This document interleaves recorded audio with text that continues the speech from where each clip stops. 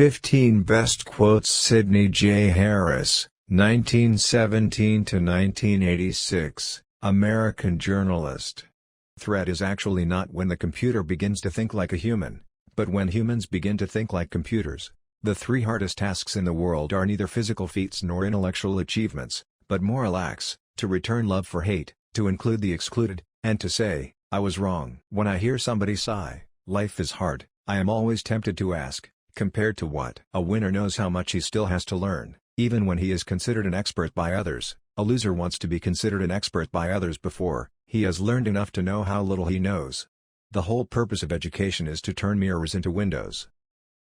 Regret for the things we did can be tempered by time. It is regret for the things we did not do that is inconsolable.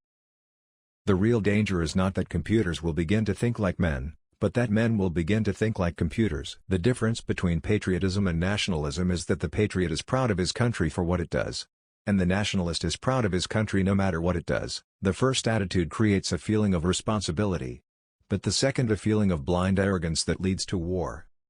The time to relax is when you don't have time for it. The generality of mankind is lazy. What distinguishes men of genuine achievement from the rest of us is not so much their intellectual powers and aptitudes as their curiosity, their energy, their fullest use of their potentialities. Nobody really knows how smart or talented he is until he finds the incentives to use himself to the fullest. God has given us more than we know what to do with. An idealist believes the short run doesn't count.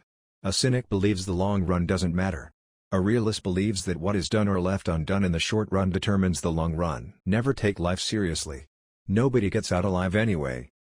Our dilemma is that we hate change and love it at the same time. What we really want is for things to remain the same but get better. It's surprising how many persons go through life, without ever recognizing that their feelings toward other people are largely determined by their feelings toward themselves, and if you're not comfortable within yourself, you can't be comfortable with others. Patriotism is proud of a country's virtues and eager to correct its deficiencies. It also acknowledges the legitimate patriotism of other countries, with their own specific virtues. The pride of nationalism, however, trumpets its country's virtues and denies its deficiencies, while it is contemptuous toward the virtues of other countries. It wants to be, and proclaims itself to be, the greatest. But greatness is not required of a country, only goodness is.